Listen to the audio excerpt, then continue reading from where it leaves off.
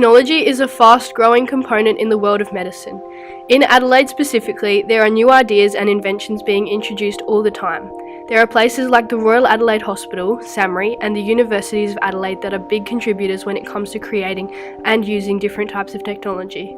Specifically, we looked at simulations used to teach medical students, medical robots used in surgery, and how technology is used to research at places such as SAMRI.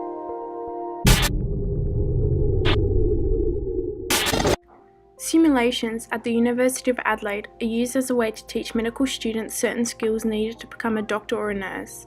The simulations are also a way staff can see if a student can perform certain tasks. The students then reflect on their performance after. These simulations usually include mannequins that are controlled by a computer and can do certain things. Some can breathe, some have a pulse, they can talk, blink, and even give birth. My name's Adam and I'm the Director of Adelaide Health Simulation, and I work with Libby, who's one of our simulation coordinators and lecturers, and we essentially run a simulated hospital environment.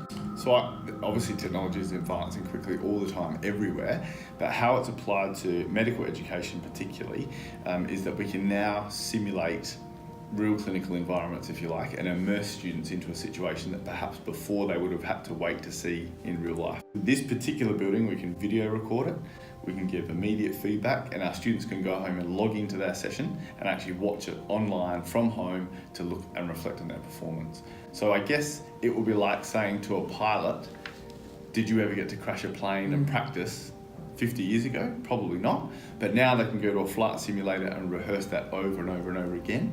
So we have a mix of technologies really, don't we? We've got, first of all, we use real people, so we use actors, and we've got Wi-Fi technology that works on iPads, which means we can put a blood pressure cuff on them or put a saturations probe on them, and with a wireless device we can manipulate what the vital signs are, so the tutor can make the patient sicker or better. We've got our mannequins, and those mannequins are all wireless, driven by computers, and they've got pneumatics in them, so they breathe, the lungs go up and down, they can talk, they've got pulses, they can, like we said, deliver babies, they can vomit, they can make urine.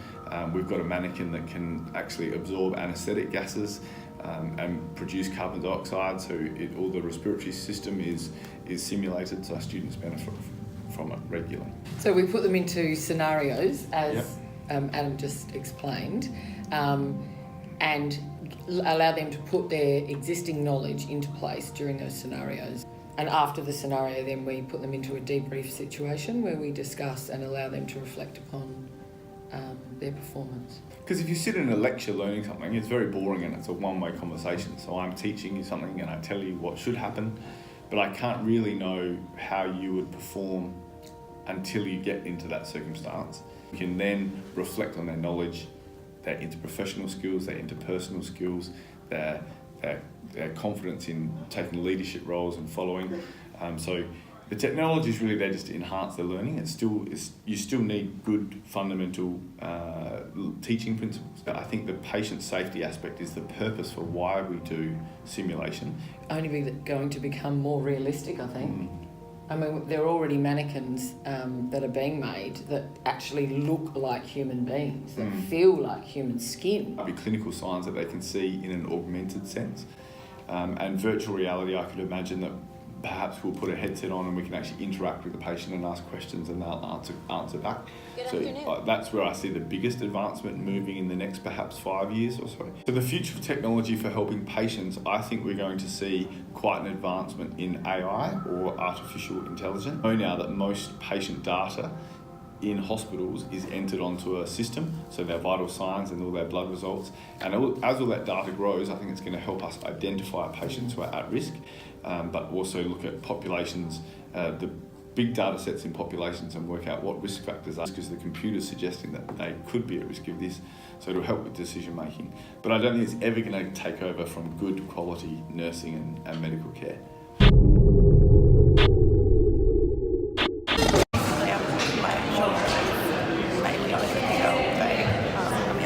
New changes in medical technology at the time.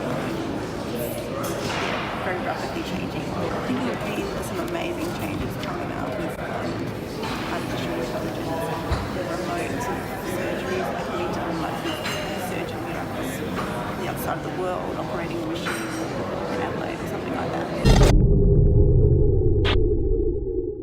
The Da Vinci machine was made in 2000 but was a recent addition to medical technology in Adelaide.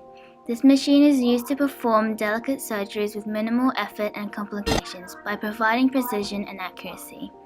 The surgeon has control for robotic arms, which the surgeon controls by a control panel. I started this job here in 2015. I'm the robotic coordinator here at ASHFORD Hospital, so I look after the Da Vinci system. I'm a scrub nurse and a scout as well, so that means that I'm scrubbed at the table with the surgeon and assistant doctor as well, and I deal with all the instruments and also I have to troubleshoot the robot. So this one we've had since 2015. The Mako we've had for about 12 months. This one we've just done 500 cases with. We're going strong with this one. The Mako we haven't done as many because we haven't had it as long, but that one's still being utilised quite a few times each week as well. This one here does gynecology, ENT, urology, general surgery, bariatric surgery. Any surgeon that wants to learn robotic surgery can speak with the business people in the hospitals that have robots and follow a robotic pathway for training. This one, it's the latest one at the moment, but there's another one being developed.